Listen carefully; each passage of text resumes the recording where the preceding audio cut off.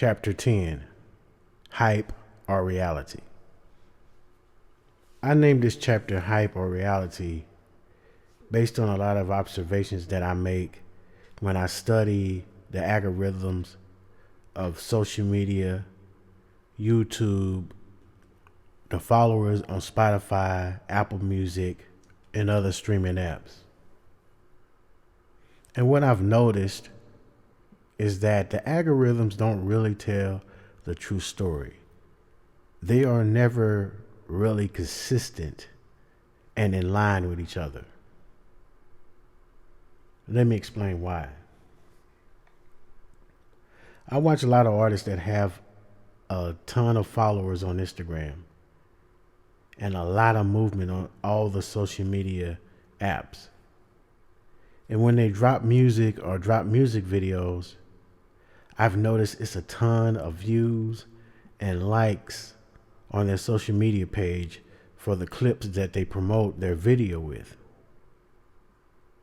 But the interesting thing is, those likes and views never resonate over to YouTube, where it really counts, where the streaming and views turn into monetization.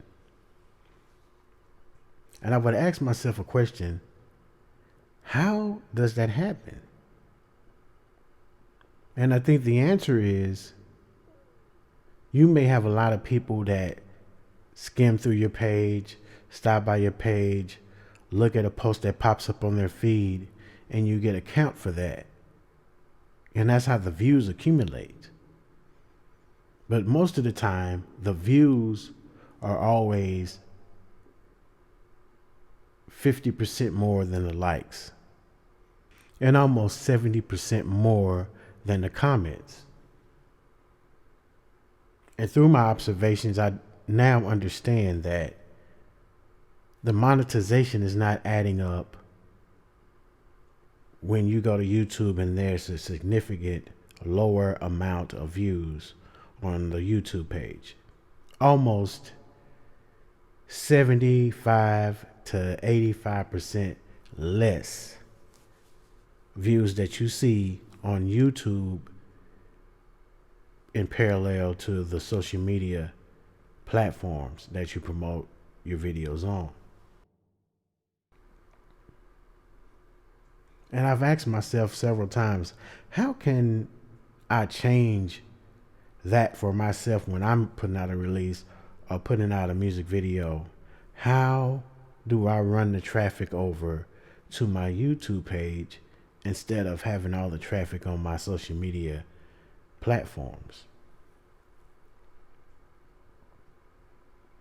And I've come to the conclusion that I probably wouldn't let a person see my video on social media.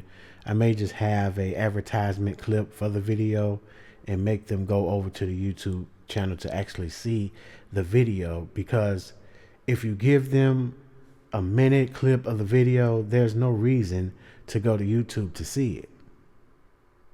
Especially if you don't have a following to compensate for the lack thereof. You're losing a lot of money. And I call this chapter Hype or Reality because if you're doing things that are not making money and you are in the music business, then you are doing it for nothing. The key element and the whole theme of this book is about business. And I'm sure my outlook on this subject can be challenged, questioned, and a lot of people may have different opinions about it. But as an entrepreneur and a person that has been consistently doing things for almost 3 decades, I could beg to differ. I would rather make a little money over a lot of hype. There's nothing that you can do with hype but get a pat on the back, a comment, and a like. Those do not turn into checks. I've also noticed on a platform like Instagram that you now have a way of making money with reels, making money with doing lives and having badges where people can donate money to you and buy a badge. That is a awesome tool to use. And if I was going to promote anything or show a video, I would do it on my live for a limited amount of time and promote it and encourage people to buy the badges so that I can compensate for the lack of monetization that I would get if I was just going directly to my YouTube. We're living in a tech world where there are so many options and ways to make money. We must pay attention. The lack of knowledge and the lack of using knowledge is a downfall. When you are in a business and you're running a business, day in and day out should be all about making the money, connections to make money. If you're an artist, songwriter, producer, studio owner, engineer, your purpose is to have clientele. Your focus should be monetizing. I see a lot of movement on social media, a lot of posts to get knee-jerk reactions and likes and follows. And I do understand the more followers you have, you can create leverage to charge for promotions and other things. And that's great because that's an awesome way to monetize off of social media. But however, if you are an artist, a producer, a studio owner, and an engineer, as I just said, the main goal is to drive business and people to your organization that you are running. If you do not create that lane, then you are minimizing your efforts. You are minimizing your profits and your money intake because you're not exploring every single aspect of your social media and you're buying more into the hype. It always look good when a person can go on your social media network and see a ton of followers, see a ton of likes, see a lot of comments. That always is a good feeling to have. But to have all of that and no money flow, no business that comes from all of that, then it's a dire mistake. You can't solely depend on social media because if it was that easy, a lot of artists that have millions of followers and they're doing 10,000 sales in a week, 2,000 sales in a week. Some are doing less than 1,000 sales a week. It just don't add up. The monetization does not equal the followers that you have. It would be great if we lived in a perfect world where you had 2 million followers and you could depend on at least 1 million of those people buying your album and streaming it. It would be an awesome feeling to have. But that's a false narrative and it's not true. You still have to do the promotions. You still have to do the interviews. You still have to go to the radio stations. You still have to do meet and greets. You have to touch the people. That's reality. The hype of the likes and the comments are not equating to the dollar. It's not creating any movement on your streaming platforms. It's just building hype that does not resonate into revenue. Again, I know a lot of people can debate about this, but I know that this is true because I study it every single day. Likes and followers on social media platforms do not guarantee any sales, streams, or any type of business movement without you hitting the ground and contacting people and making sure that you are reaching out to people and communicating with them and offering them something.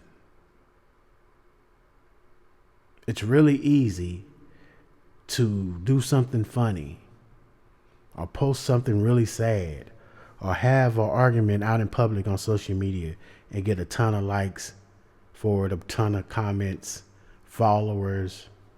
It's really easy to do that. But at the end of the day, it does not add up to any money. In my personal opinion, I would take 2,000 people that would spend $20 with me every time I drop a project than I would wasting a lot of time entertaining 100,000 people that are not going to give me anything. We have to put things in perspective and put things into a business model and really understand how many hours of a day are we wasting not getting any financial flow, any monetization whatsoever.